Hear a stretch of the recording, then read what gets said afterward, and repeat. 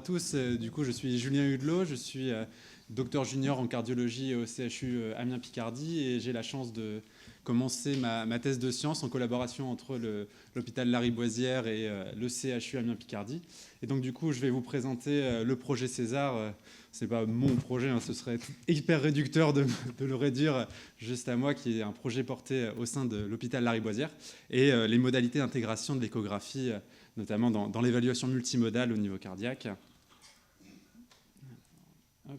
Donc du coup, pour vous présenter le César, donc le César, c'est une unité d'accueil des patients auxquels sont adressés les patients suspectés d'une atteinte clinique aiguë ou subaiguë cardiovasculaire.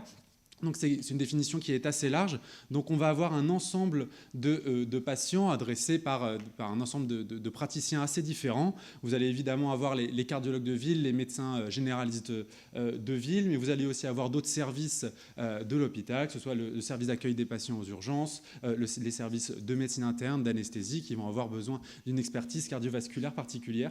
Et donc du coup, ces patients vont être adressés pour une prise en charge rapide et complète. Donc du coup, ces patients vont être vus par une équipe de cardiologie spécialisée, médecins, paramédicaux, avec une brique systématique d'évaluation clinique évidemment, mais aussi électrocardiographique, biologique et échographique, auxquels seront rajoutés, en fonction évidemment de chaque situation clinique, d'autres examens, que ce soit le coroscanner, l'imagerie, l'IRM, vu qu'on parle d'imagerie aujourd'hui, mais aussi de coronarographie ou de surveillance monitorée lors de leur prise en charge dans l'unité.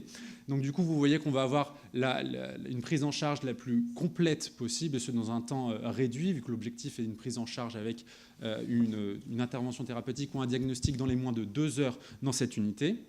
Donc on voit évidemment l'intérêt clinique qu'il y a pour ces patients, mais ce qu'il y a vraiment de révolutionnaire dans le principe de l'unité César, c'est qu'elle a été pensée directement dès l'élaboration du projet au sein de l'équipe de cardiologie de Lariboisière comme une unité de prise en charge clinique, mais aussi comme une unité de recherche.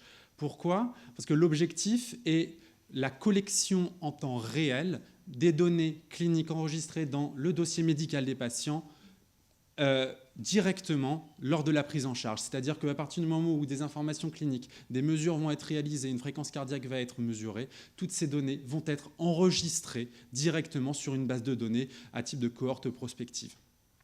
Comment ça fonctionne ? On a la chance de travailler avec une start-up qui s'appelle Physight. J'ai vu David Sabag, le CEO de la start-up qui était présent tout à l'heure, je ne sais pas s'il est encore là, qui a développé avec le service un outil logiciel permettant d'éviter en fait la double saisie, qui est quand même un problème majeur quand on fait de la recherche. Beaucoup d'entre nous sont passés par là et y sont encore, où du coup, au lieu de devoir saisir d'un côté pour la prise en charge clinique les données, puis ensuite, dans un deuxième temps, les données pour la partie recherche, là, ces données vont être collectées automatiquement dans la base de données. Qui dit projet de recherche dit évidemment critères de jugement pertinents.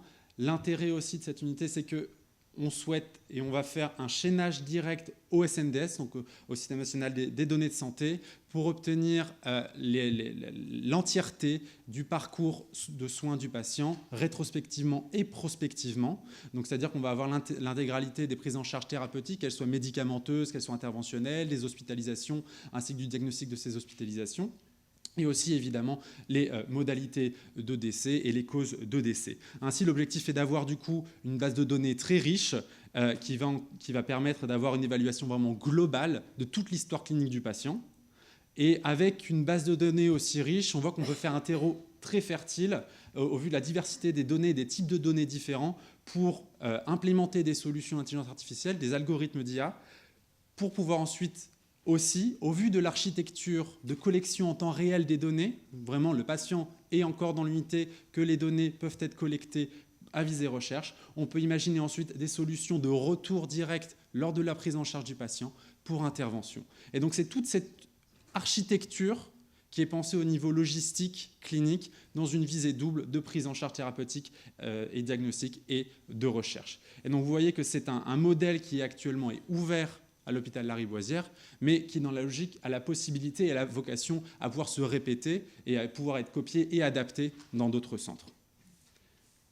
Pour voir un petit peu le sujet, j'ai un peu adapté la fameuse image du miracle avec mes images personnelles.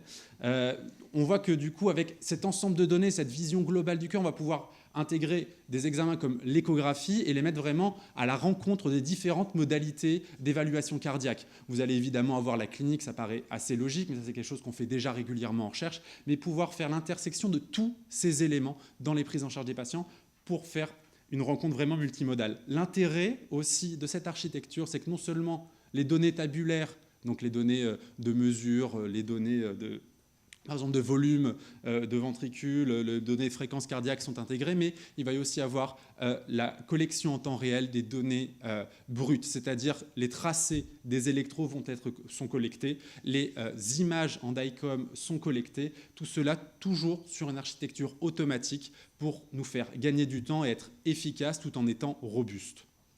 Et pour vous donner un petit exemple de ce que ça peut nous permettre de faire, je vous présente des résultats préliminaires d'un travail qu'on a réalisé dans l'équipe. Bon, ce ne sont pas des données issues du César, mais c'est des données issues d'une grosse cohorte dont Jérémy a parlé tout à l'heure, qui est la cohorte Derivate, qui est une cohorte multicentrique italienne, sur lequel nous avons travaillé avec un duopole hyper intéressant qui est vraiment le médecin-chercheur que j'étais et enfin que je suis, j'espère. Et un ingénieur, Simon Boudara, qui est aux mines à Paris. Et du coup, nous avons formé vraiment ce duo pour faire un travail de recherche d'application du machine learning non supervisé sur cette cohorte. Et nous sommes intéressés aux cardiopathies ischémiques avec altération sévère de la fonction systolique, c'est-à-dire les patients qui présentent une insuffisance cardiaque causée par une maladie coronarienne avec une altération de la force d'éjection du cœur sévère. Et on voit qu'en utilisant des données électrocardiographiques, des données cliniques, des données IRM et des données échocardiographiques. Donc ici, on a en données ETT, on a la présence de certaines valvulopathies, la mesure des pressions pulmonaires. En IRM, on a des données de fibrose, la présence de nécrose transmurale ou alors la présence de fibrose moins étendue. En ECG, on va avoir la présence assez simple de blocs de branche, de troubles de conduction. Et en clinique, on va avoir les antécédents, mais aussi les symptômes du patient. Et on voit qu'en utilisant des algorithmes de clustering, on a été capable de délimiter des phénotypes, des sous-groupes phénotypiques différents, avec des caractéristiques chacun différents, qui a permis derrière de distinguer des groupes de patients à pronostics vraiment différents. Là, on avait la chance d'avoir des événements bien détaillés dans le suivi des patients, et on voyait que sur le pronostic rythmique des patients, donc pronostic rythmique grave avec fibrillation ventriculaire, tachycardie ventriculaire ou choc de défibrillateur. On voit que notre groupe qui se caractérise par une atteinte très particulière au niveau de l'évaluation multimodale était caractérisé par un pronostic bien plus sombre. Et donc du coup, on voit qu'on peut intégrer, notamment avec des bases de données aussi riches que celles que va être le projet César, l'échographie, mais aussi les autres examens d'imagerie dans le contexte de l'évaluation multimodale, dans ce genre de projets qui vont nous permettre d'avoir plus de robustesse et aussi plus de précision. Je vous remercie.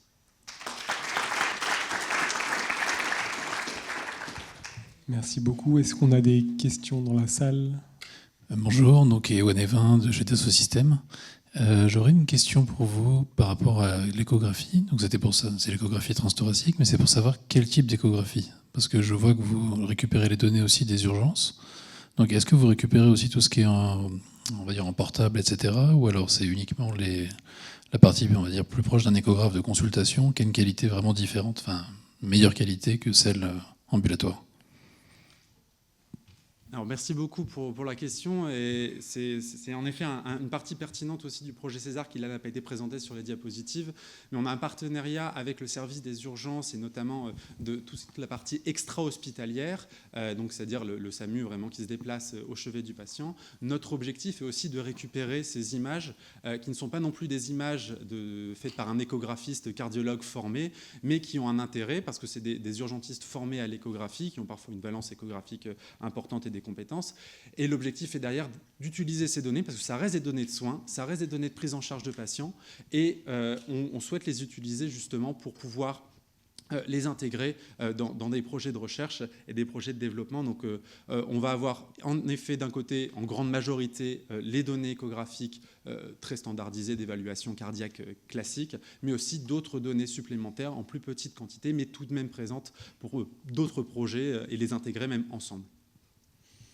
Merci beaucoup. Oui, merci beaucoup. J'ai beaucoup aimé ton topo. Est-ce que tu peux revenir une diapo en arrière? J'avais une question sur les définitions des clusters. Vous voyez, en fait, ton cluster 1, si je ne dis pas de bêtises, c'est le jaune, hein, c'est ça, voilà.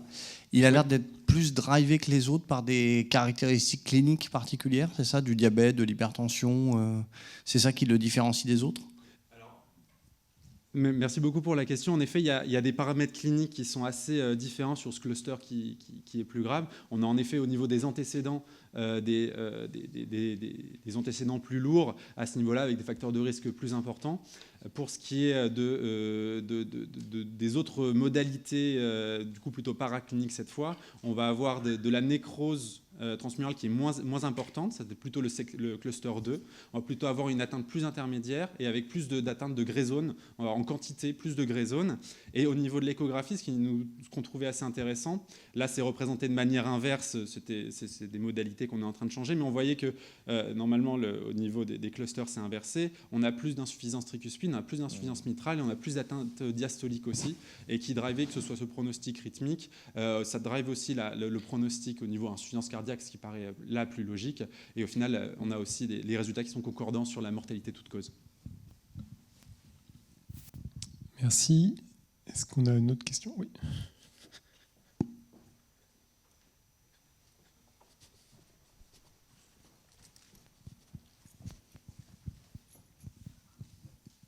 Rebonjour, rassurez-vous, ce ne sera pas une question réglementaire. C'est une question beaucoup plus égoïste. Si on a un proche qui a souffert récemment d'une cardiopathie ischémique avec défaillance pulmonaire, insuffisance pulmonaire, défaillance des reins, est-ce qu'on peut l'emmener au CHU d'Amiens Picardie pour qu'il soit soigné ou... Alors, le CHU Amiens Picardie accueille tout le monde, tous les patients. Il n'y a pas de limite particulière. On accueille tout le monde qui nous sont adressés sans souci, mais à l'hôpital Lariboisière, je pense aussi, et dans beaucoup d'hôpitaux, mais bien sûr, évidemment. Merci. On va continuer. Merci beaucoup, Julien. On va maintenant...